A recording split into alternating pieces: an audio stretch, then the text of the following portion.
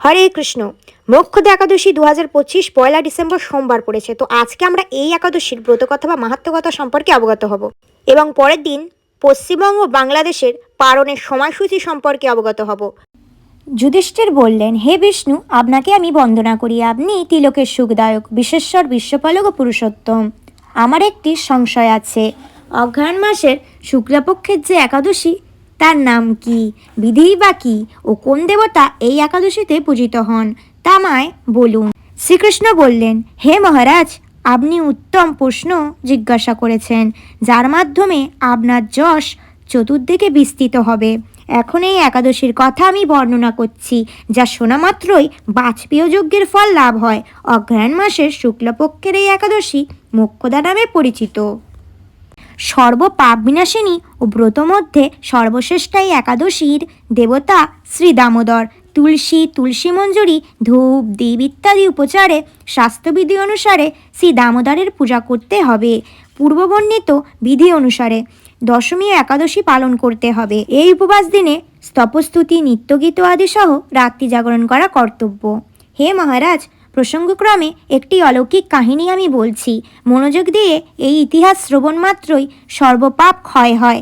যে পিতৃপুরুষেরা নিজ নিজ পাপে অধজনী প্রাপ্ত হয়েছে, এই ব্রত পালনের পুণ্যফল বিন্দুমাত্র তাদেরকে দান করলেও তারা মুক্তিলাভের যোগ্য হন। কোনো এক সময় মনোরম চম্পকনগরে বৈখানস নামে এক রাজা ছিলেন। তিনি ছিলেন সমস্ত বৈষ্ণব সদ্গুণে বিভূষিত। প্রজাদের তিনি পুত্রের মতো পালন করতেন। তার রাজ্যে বহু বেদজ্ঞ ব্রাহ্মণ বাস করতেন। রাজ্যের সকলেই ছিল বেশ সমৃদ্ধশালী। একবার রাজা স্বপ্নে দেখলেন যে তার পিতা নরকে পতিত হয়েছেন। তা দেখে তিনি অত্যন্ত বিস্মিত হলেন। পরের দিন ব্রাহ্মণদের ডেকে বললেন, হে ব্রাহ্মণগণ, গত রাত্রিতে স্বপ্নে নরক যাতনায় পিতাকে কষ্ট পেতে দেখে আমার হৃদয় বিদীর্ণ হচ্ছে।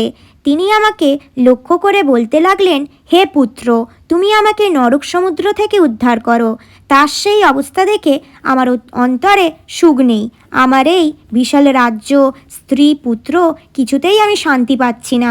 কি করি, কোথায় যাই, কিছুই বুঝে উঠতে পারছি না। আমার পূর্বপুরুষেরা মুক্তি লাভ করতে পারেন এমন কোনো পুণ্যব্রত, তপস্যা, যোগের কথা আমাকে উপদেশ করুন। আমি তা অনুষ্ঠান করব। আমার মতো পুত্র বর্তমান থাকা সত্ত্বেও যদি পিতামাতা, পূর্বপুরুষেরা যদি নরক যন্ত্রণা ভোগ করতে থাকেন, তবে সে পুত্রের কী প্রয়োজন? ব্রাহ্মণগণ বললেন, হে মহারাজ, আপনার রাজ্যের কাছেই মহর্ষি পর্বতমুনির আশ্রম রয়েছে। তিনি ত্রিকালজ্ঞ। তার কাছে আপনার মুক্তির উপায় জানতে পারবেন। ব্রাহ্মণদের উপদেশ শ্রবণ করে মহাত্মা বৈখানস তাদের সঙ্গে নিয়ে সেই পর্বত মুনির আশ্রমে গমন করলেন। তারা দূর থেকে ঋষিবরকে ষষ্ঠাঙ্গ প্রণাম করে তার কাছে গেলেন। মুনিবর রাজার কুশল বার্তা জিজ্ঞাসা করলেন। রাজা বললেন, হে প্রভু, আপনার কৃপায় আমার সবই কুশল। তবে আমি একদিন স্বপ্নযোগে পিতার নরক যন্ত্রণা ও কাতর আর্তনাদ শুনে অত্যন্ত দুঃখিত, চিন্তাগ্রস্ত হয়েছি। হে ঋষিবর, কোন পুণ্যের ফলে তিনি সেই দুর্দশা থেকে মুক্ত পাবেন, তার উপায় জানতেই আপনার শরণাগত হয়েছি। রাজার কথা শুনে পর্বতমুনি কিছুক্ষণ ধ্যানস্থ হয়ে বললেন, হে মহারাজ, পূর্বজন্মে তোমার পিতা অত্যন্ত কামাচারী হওয়ায় তার এরকম অধোগতি লাভ হয়েছে। এখন এই পাপ থেকে মুক্তির উপায় বর্ণনা করছি। অগ্রহায়ণ মাসের শুক্লাপক্ষের মোক্ষদা একাদশী পালন করে সেই পুণ্যফল পিতাকে প্রদান করো। সেই পুণ্য প্রভাবে তোমার পিতার মুক্তি লাভ হবে। মুনির কথা শোনার পর রাজা নিজ গৃহে ফিরে এলেন। সেই পবিত্র তিথির আবির্ভাবে তিনি স্ত্রী, পুত্রাদি সহ যথাবিধি মোক্ষদা একাদশী ব্রত পালন করলেন। ব্রতের পুণ্যফল পিতার উদ্দেশ্যে প্রদান করলেন। ওই পুণ্যফল দানের সঙ্গে সঙ্গে আকাশ থেকে পুষ্পবৃষ্টি হতে লাগলো। হে পুত্র, তোমার মঙ্গল হোক। এই বলতে বলতে বৈখানস রাজার পিতা নরক থেকে মুক্ত হয়ে স্বর্গে গমন করলেন। হে মহারাজ যুধিষ্ঠির, যে ব্যক্তি এই মঙ্গলদায়িনী মোক্ষদা একাদশী ব্রত পালন করে, তার সমস্ত পাপ বিনষ্ট হয় এবং মৃত্যুর পর মুক্তি লাভ করে। এই ব্রতের পুণ্য সংখ্যা আমিও জানি না।